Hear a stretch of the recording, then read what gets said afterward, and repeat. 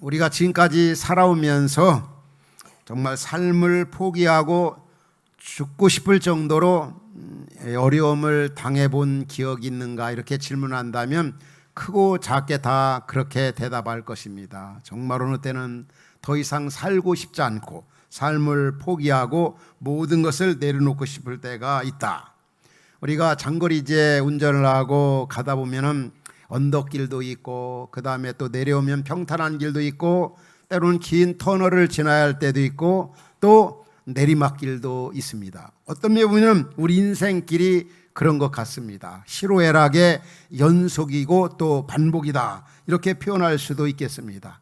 특별히 이제 우리가 내리막길, 특별히 이제 정말 삶을 포기하고 싶고 모든 걸 내려놓고 싶고 누구 만나고 싶지도 않고 또 어떤 일을 하고 싶지도 않을 그런 때, 어디론가 피하고 싶고 또 어디론가 달아나고 싶은, 오늘 본문에 등장하는 그 위대한 선지자 엘리야에게도 이런 모습이 나타나고 있습니다.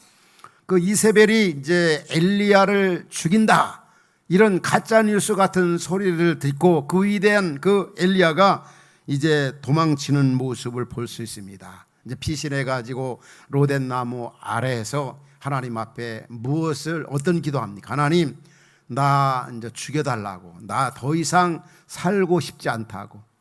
그 로덴 나무를 여러분들에게 이렇게 보여드리고 싶어요. 이게 진짜인지 가짜인지 모르지만 2007년도에 제가 이제 그 애굽에서 이제 시내산을 향해서 이제 긴 광야로 이제 버스를 타고 갑니다. 근데 중간에 안내하는 분이 저게 엘리야가 바로 로덴 나무 아래서 기도하던 그 나무라고. 근데 제가 볼 때는 그 나무, 엘리야가 기도한 장소는 아니더라도 로덴 나무만큼은 맞는 것 같습니다. 하나님 앞에 간절히 기도하는 겁니다. 그런데 놀라운 사실은 이 엘리야, 이 18장의 엘리야의 모습 얼마나 의기양양하고 용기 있고 담대했습니까? 왜 그렇습니까? 이 아세라 신을 섬기는 400명, 바알 신을 섬기는 450명과 대결해 가지고 대승리를 거두었어요. 그걸로 끝나는 게 아니라 또 그 땅에 이제 가뭄이 3년 6개월 동안 계속되었잖아, 이스라엘에. 근데 엘리야가 정말 이 머리를 무릎 사이에 놓고 하나님 앞에 간절하게 기도할 때 비가 내렸습니다. 기적과 이적, 하나님의 능력을 행했던 엘리야가 본문에 오면은 너무 연약해져 있을 수 있습니다. 연약해져 있는 모습을 볼 수 있습니다. 정말 지난 18장과 같지 않거든요.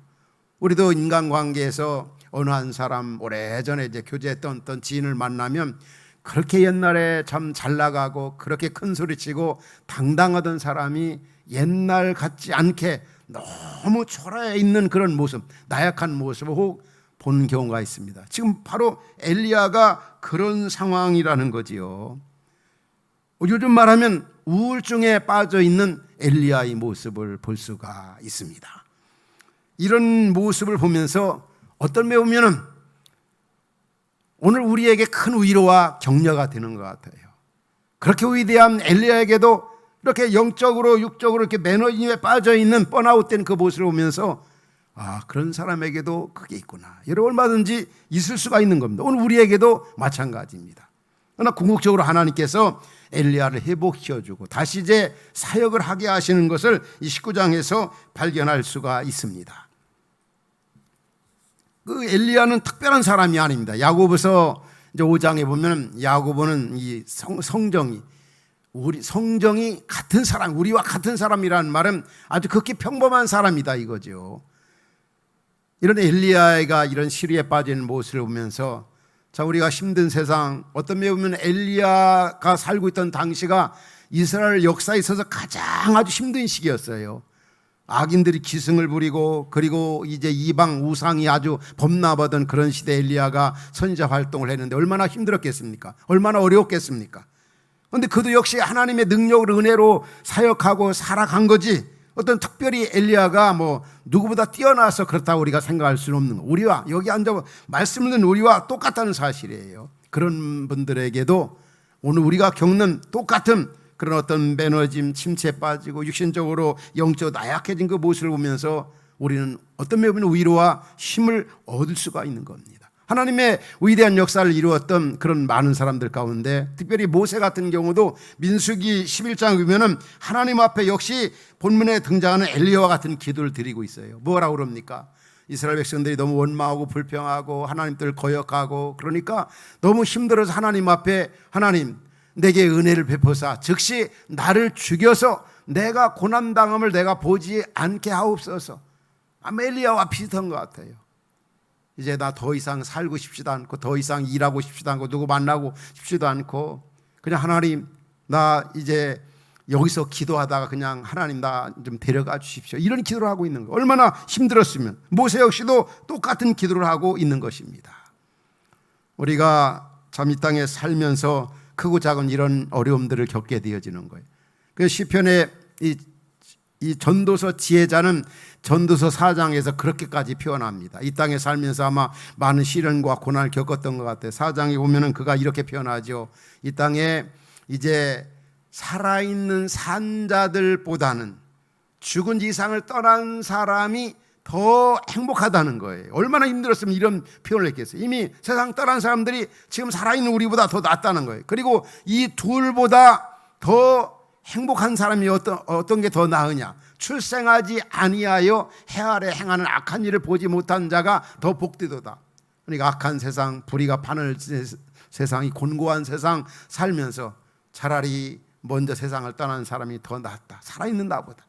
또 더 나은 것은 살아있는 사람이 이미 세상을 떠난 사람보다 출생하지 않은 사람이 더 낫다. 생각해 보시오. 얼마나 힘들면은 이 지혜자가 이런 고백, 이런 표현을 했겠습니까?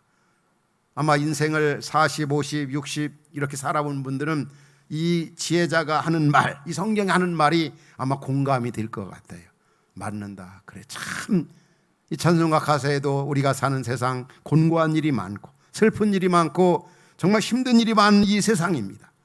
이 엘리야를 보면서 정말 주님의 은혜가 아니라면, 주님의 도우심이 아니라면 우리가 이 광야 같은 세상 살아가면서 사명 감당하기가 쉽지 않다는 것을 우리는 절실하게 느껴집니다. 또 한 가지는 엘리야의 모습 가운데 보면은 이제 큰 일을 하고 나서 바로 이런 그 매너짐에 빠지는 모습을 볼 수 있어요. 앞서 말씀드린 대로 그가 이제 바알 신을 섬기는 사람들과 이제 갈멜산에서 이제 대결해 가지고 대승리를 거두게 됩니다. 또 비 오지 않는 이스라엘 땅에 비 오게 하기 위해서 하나님 앞에 얼마나 간절히 기도했습니까? 가장 높아지고 가장 큰 일을 하고 나서 왜 이런 그 슬럼프에 빠지는가? 오늘날 우리도 마찬가지입니다. 요즘 시기적으로 보면 우리 교회가 라오스 땅에 또 선교팀이 이렇게 다녀왔어요. 아주 은혜 충만하고 성령이 충만하고 아주 너무 기뻐하고 놀라운 그런 일들을 보면서 감사한 모습을 보았어요. 또 우리 성경학교도 또 하나님 은혜로 우리 교사분들 많이 수고하고 있어서 또 어린이들도 너무 좋아하고 기뻐하는, 또 학생부 수련회도 마찬가지입니다. 뭐 또 개인적으로도 마찬가지. 어떤 큰 일을 이렇게 마쳤을 때 오히려 그때 위기가 온다고 하는 걸 잊지 말아야 합니다. 악한 사탄은 은혜 받은 또 어떤 큰일 한 그런 일에 대해서 가만히 있지를 못합니다. 여러 가지 수단 방법을 가리지 아니하고, 바로 오늘 본문이 주는 그런 메시지 가운데 우리가 그런 부분들을 붙잡을 수 있습니다. 엘리야 같은 그분 큰일 하고 나서 이렇게 나약해진, 그래서 성경은 우리에게 뭐라고 말씀합니까? 선줄로 생각한 자는 넘어질까 조심하라. 위대한 일을 하고 나서도 우리 자신을 잘 관리하는 일이 얼마나 중요한가. 그럼 한번 다시 한번 이제 본문에서 우리가 이제 얻을 수 있는 그 메시지 가운데 크게 두 가지가 있습니다. 어떤 게 있습니까? 어떻게 하면 우리가 이 매너리즘의 어떤 영적이나 육적인 침체에 빠지지 않을 수 있을까? 또 한 가지는 왜 이런 침체에 빠지는가? 그 침체에 빠졌을 때 어떻게 회복될 수 있는가? 이런 부분들을 오늘 19장은 우리에게 말씀해 주고 있어요. 그래서 저는 매년 이제 휴가철이 되고 또 여름철만 되면은 이 열왕기상 19장 말씀이 많이 생각이 납니다. 왜냐하면 엘리야에게 일어났던 일들이 오늘날 우리에게도 얼마든지 일어날 수가 있기 때문에. 그래서 휴가철이나 여름에 이때를 정말 영적으로 충만해질 수도 있고 더 오히려 원치 않게 영적으로 육적으로 더 매너리즘에 빠질 수도 있다는 거죠. 오늘 이 본문을 통해서 우리는 그것을 배워야 합니다. 왜 엘리야가 이렇게 영적인 매너리즘의 침체에 빠졌을까? 4절 하반절에 오면 그가 이렇게 표현합니다. 나는 조상보다 낫지 못하다. 그 엘리야의 조상은 누굴 얘기합니까? 아브라함이나 이삭이나 야곱이나 선배들 모세. 내가 그들보다 낫지 못하다. 정말 딱 우리가 생각해봐도 엘리야가 그런가요? 선지자 중에 선지자고 능력과 기적을 많이 행하고 그 마지막은 이제 죽음도 보지 아니하고 승천했잖아요. 이런 엘리야가 하나님의 은혜나 능력이나 감사한 것들이 얼마나 많이 있습니까? 그런데 이렇게 매너리즘에 빠지니까 자기의 모습이 너무나 초라하고 자기가 아주 형편이었고 정말 자기보다 못한 사람이 하나도 없는 것처럼 어떤 겸손을 표현한 게 아닙니다. 따라서 오늘날도 마찬가지입니다. 우리 사람이 자기 프레임에 빠져버리면 뭐 사물이나 사람에 대해서 객관적으로 보기가 어려워요.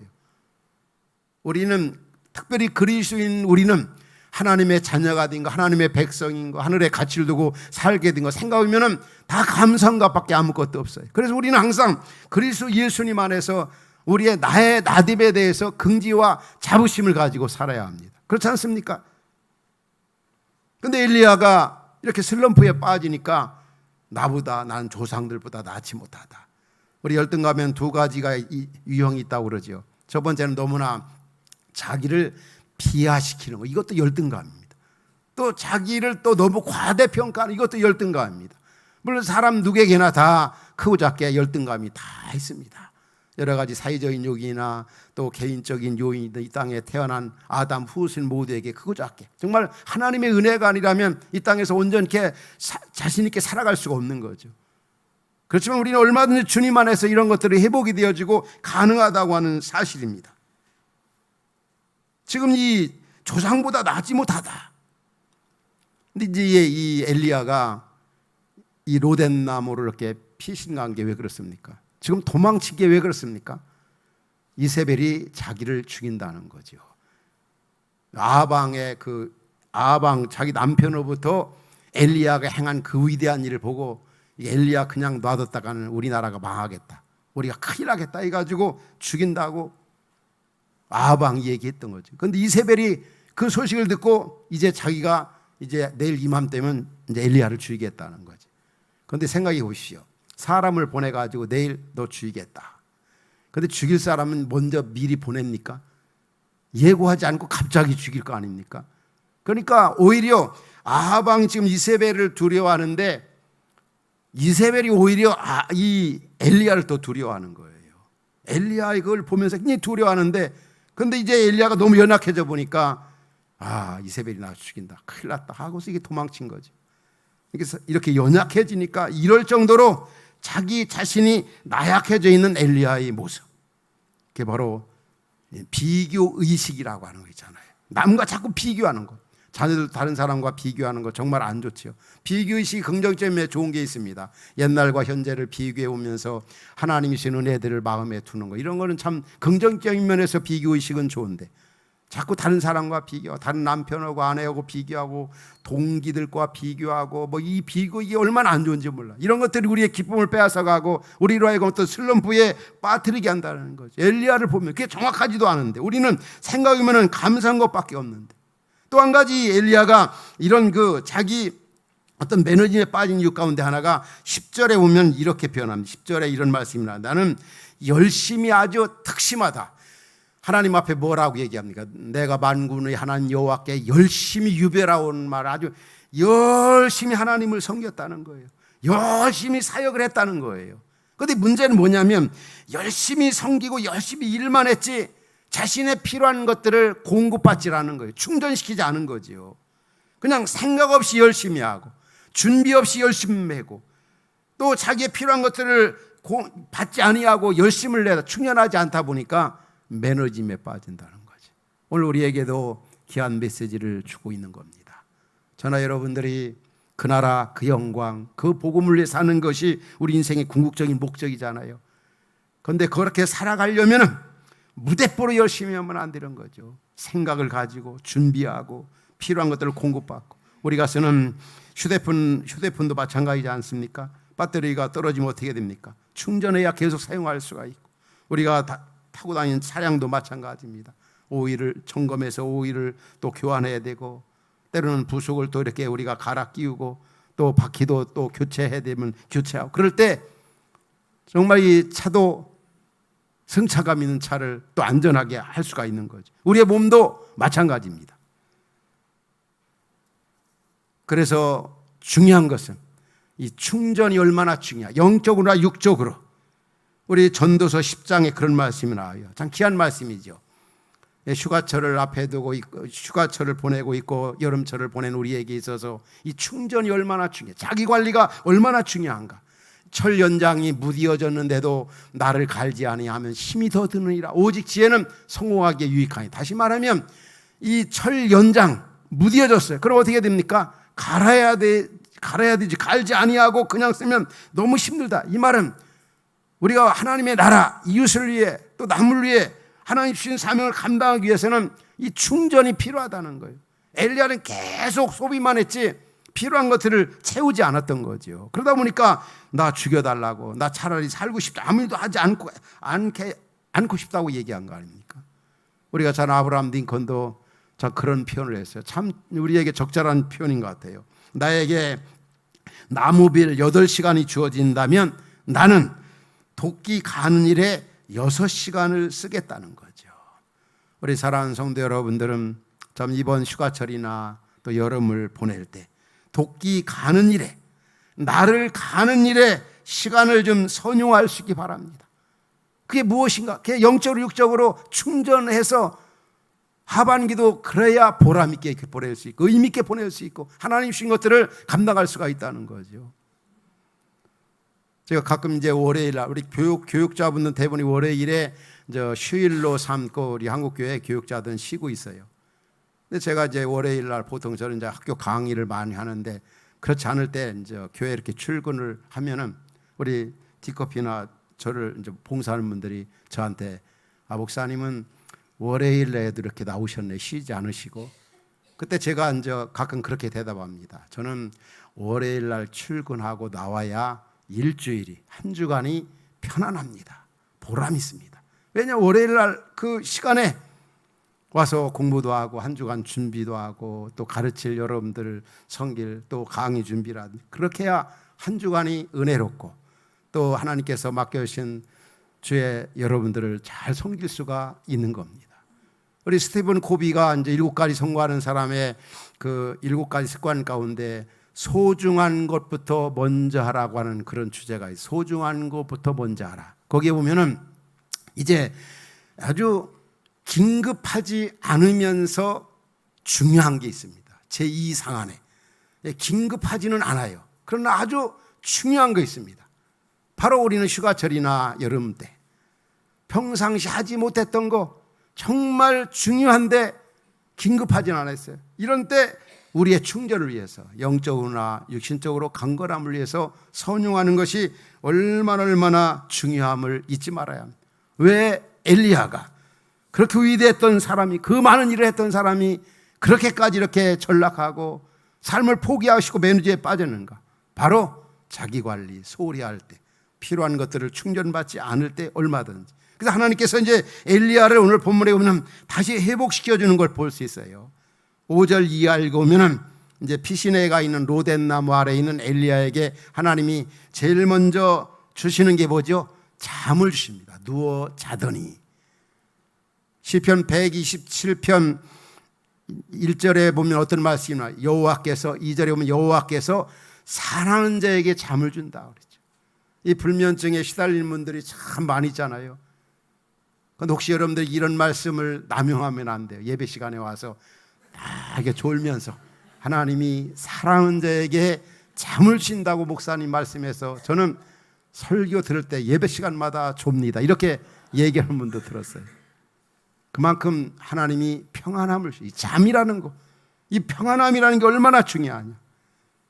그러니까 하나님께서 이 엘리야를 회복시키는데 일반 요법과 특별 요법을 쓰시는 걸 볼 수 있어요. 바로 잠을 주신 다음에 또 어떻게 합니까? 천사를 보내서 또 깨우십니다. 그리고 떡과 물을 마시게 합니다.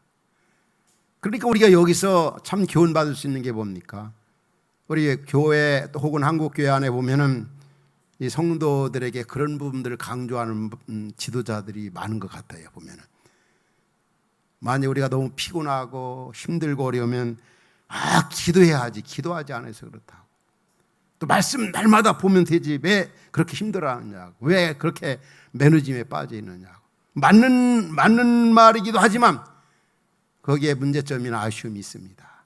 우리 사람이 진짜 이렇게 말씀도 중요하고 기도도 중요하지만 육신의 강건함도 중요하다는 것. 매너짐에 빠져서 회복되는 길을 우리 하나님 아버지께 일반은 종적인 면에서 잠들게 하고 쉬게 하고 또 먹게 하고 마시게 합니다. 먹고 마시는 일이 얼마나 중요합니까? 우리 전도서에 보면 그 말씀이 한 6번 정도 나오는 것 같아요. 특별히 그 중에 한 성경 구절을 여러분들에게 소개한다면 전도서 3장 13절에 이런 말씀이 나와요. 사람마다 먹고 마시는 것과 수고함으로 낙을 누리는 그것이 하나님의 선물인 줄도 또한 알았도다. 왜 아침도 먹고 왜 저녁도 먹고 왜 점심도 먹고 하루에 한 끼씩만 먹지?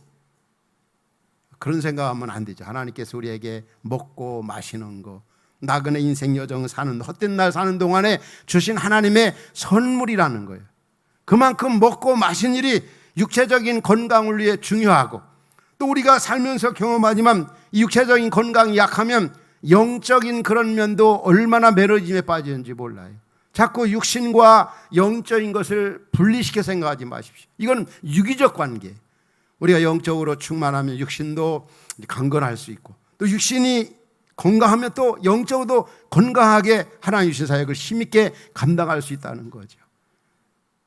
오늘 하나님께서 고난당하고 힘든 그 엘리야를 로덴나무 아래 있다가 그 다음에 이제 호렙산으로 인도한, 여기에서 육신적인 그런 건강을 회복한 다음에 이 40주야 한 150km 정도 되는 그 거리를 이제 이 엘리야가 걸어갔던 거예요.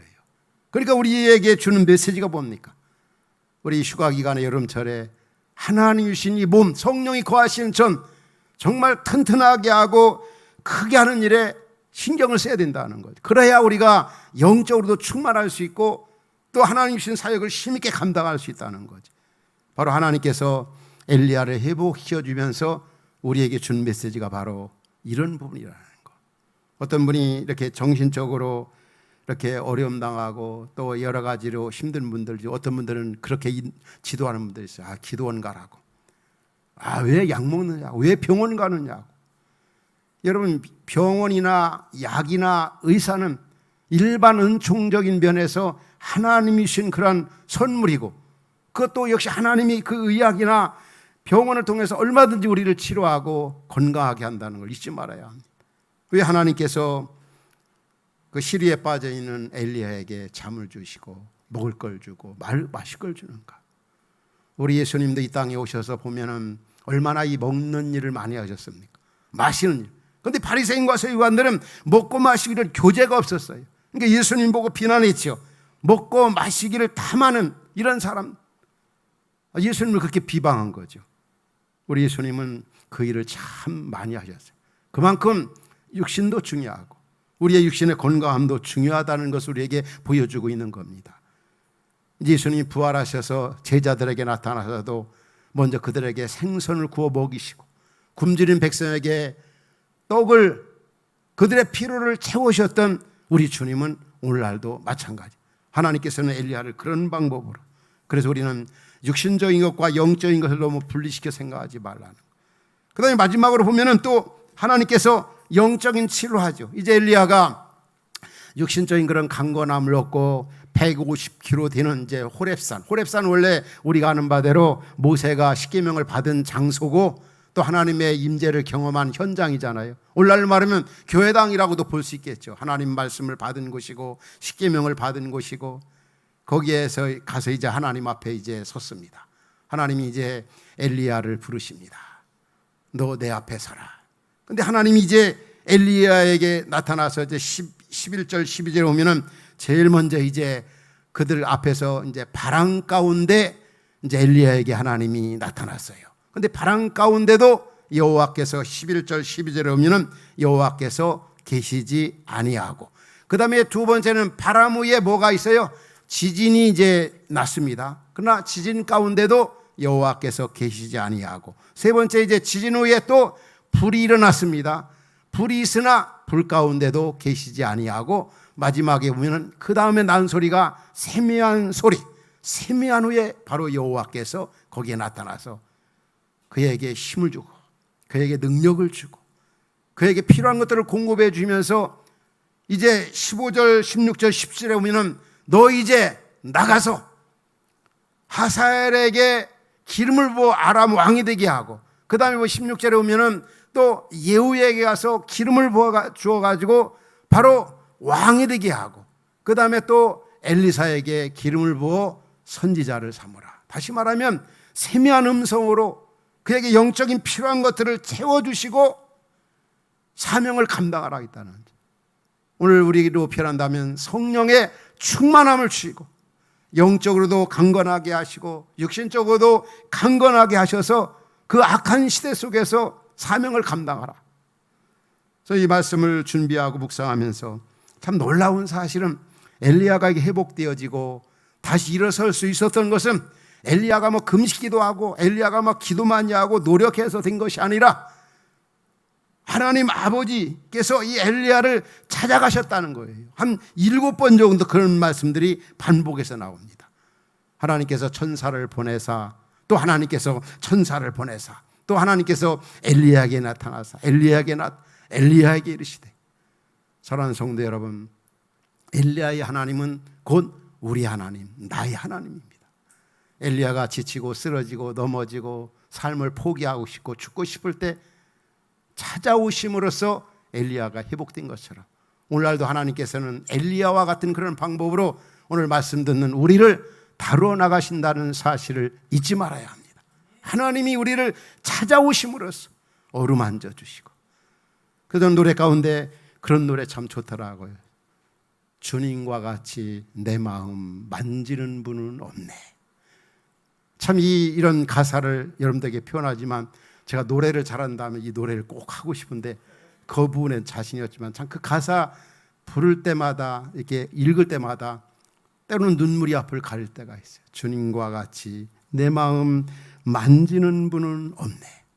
엘리야를 찾아와 만나주시고 쓰다듬어 주시고 어루만져 주시고 필요한 것을 채우셨던 그 주님께서 오늘날도 오늘 우리 그 백성을 그렇게 다루어 나가신다는 사실이에요. 그런데 엘리야에게 하나님이 특별히 지진 가운데 또 바람 가운데도 불 가운데도 계시지 아니하고 세미한 음성으로 이렇게 엘리야를 부르시고 회복시켰다는 이 세미한 음성, 세미한 소리. 그럼 여러분들 세미한 소리 들었습니까? 나는 이제까지 믿음 생활에 가면서 세미한 음성 한 번도 들은 적이 없습니다. 그런데 오늘날도 어떤 분들은 자꾸 하나님의 세미한 음성을 들었다고, 하나님의 음성을 들었다고 하는 분들, 여러분들 조심하시기 바랍니다.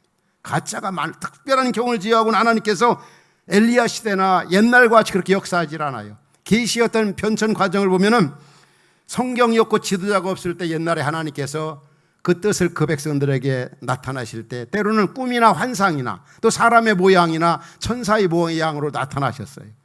또 성령의 충만함을 받은 특수한 영감을 받은 모세나 기타 지도자들에게 하나님이 나타나신 적이 있지만 어떤 형상으로 모양으로 나타나신 적은 없어요. 그런데 그 다음에 나타나신 게 바로 말씀으로 나타나는, 여기서 세미한 음성을 들었다는 말은 어떻게 이해하면 되겠습니까? 하나님의 말씀으로, 말씀 가운데 하나님이 엘리야에게 나타나서 그를 위로해 주었고 쓰다듬어 주었고 회복시켜 주었고 치료해 주셨다고 하는 사실이에요. 그래서 우리가 영적으로 회복할 수 있는 길이 뭐겠습니까? 하나님 말씀을 가까이 하는 것. 하나님 말씀을 읽고 듣고 묵상하고 힘들고 어려울 때 그 말씀이 살아있는 말씀이고 운동력 있는 말씀이고 모든 사람을 살리는 말씀이고 우리로 하여금 책망과 바르게 함과 의로 교육하기에 유익한 말씀이고, 그렇기 때문에 하나님 말씀이 바로 세미한 음성으로 우리 마음 가운데 확신이 되어지고, 그럼 우리 가운데 그런 목사님은 하나님의 세미한 음성을 들으신 적 있습니까? 혹시 여러분 가운데 저에게 그런 질문을 하는 분이 있습니까? 그럼 저는 세미한 음성을 들었다고 말하고 싶어요. 왜 그렇습니까? 하나님의 약속의 말씀에서 늘 확신되어지고 고민하고 힘들 때마다 하나님 말씀 묵상하면서 저에게 위로해 주고 또 확신을 주고, 사실 여러분이 아는 것처럼 어떻든 제가 이제 개척에서 32년 사역했던 그 교회를 여러분과 함께 사임하고 이곳으로 왔는데, 제가 하나님의 세미한 음성 어떤 걸 들은, 내가 나가라, 이제 내가 나가라. 2008년도부터 분립개척을 여러분들이 아는 것처럼 이제 8번째하고 제가 9번째로 나왔지 않습니까? 근데 그 당시 뭐 하루아침에 된 게 아니고 그냥 수년 생각하면서 흩어진 분립개척 교회 현황을 보면서 또 한국 교회를 보면서 미래 교회를 생각하면서 화석화되어져 가는 한국 교회, 제도화되어져 가는 한국 교회 모습, 세속화되어져 가는 한국 교회 모습을 보면서 마음 가운데 내가 나가야지, 내가 나가야지. 말씀이나 현 상황을 보면서 많이 고민하면서 저는 그게 바로 세미한 음성처럼 들려진 거죠. 내가 나가라. 어떤 분들은 사모님한테 허락을 받았느냐고 그 얘기를 제일 많이 들었어요. 아내도 허락을 했죠. 저보다 오히려 더. 그게 어떻게 보면 하나님께서 그런 부분도 세미한 음성이다. 그때 마지막에 제가 한 말, 여러분 자주 제가 이런 얘기해서 이제 다시는 안 하려고 그러는데, 내가 나가라. 제가 마지막, 하나님 그럼 제가 나갈 테니까 하나님 저 책임져 주셔야 돼요. 그 말하고 제가 이제 여러분과 함께 이렇게 나왔는데, 지나온 3년 반 넘었습니다만은 그 세미한 음성, 그 확신을 가지고 왔을 때 틀림없이 하나님이 우리를 통해서, 흩어진 교회를 통해서 놀라운 일을 그 코로나 속에서도 하셨고 또 하시고 계시고 앞으로도 하실 것을 믿는 겁니다. 하나님께서 말씀의 근거에서 세미한 음성을 오늘날도 저뿐만 아니라 우리 성도들 모두에게 하나님께서 들려주신다는, 그게 가장 근거가 바로 하나님의 말씀이라는. 그래서 우리가 어려움과 힘들 때마다 가장 승리할 수 있는 길은 하나님의 약속의 말씀을 붙잡는 일입니다. 그 말씀 붙잡고 나아갈 때 바로 하나님 우리를 든든히 세우고 하나님께 우리를 통해서 놀라운 일을 행하신다는 거죠. 결론적으로 말씀을 드리고 싶어요. 참 우리는 아합 왕 그 시대에 선지자 활동을 했던 엘리야가 살고 있던 그 시대와 별 다를 바 없는 참 힘든 시기를 살아가고 있습니다. 우리에게 들려오는 그런 소문들이 우리로 하여금 참 힘들게 하고 또 끝이 보이지 않는 그런 일들이 많이 우리 앞에 다가오고 있어요. 그럴 때마다 우리는 어떤 생각을 해야 되겠습니까? 이럴수록 엘리야의 하나님이 나의 하나님이고 엘리야를 일으켜서 그 악한 시대의 위대한 사명을 감당하게 하셨던 하나님이 바로 나를 통해 우리를 통해서 그 놀라운 일을 행하신다는 사실 우리의 마음판에 꼭 되새기시기 바랍니다. 정말 어려운 찬송가 가사에 그런 일이지. 어려운 일 당할 때 나의 믿음 적으나 의지하는 예수를 더욱 의지합니다. 세월 지나갈수록 의지할 것 뿐일세. 무슨 일을 당해도 예수 의지합니다. 주님 의지하면서, 주님 사랑하면서 약한 시대 속에 주님의 세미한 음성을 들음 속에서 주신 사명을 엘리야처럼 잘 감당하는 그러한 은혜가 말씀을 듣는 우리 성도 여러분 모두에게 있기를 주의 이름으로 축원합니다. 하나님 아버지,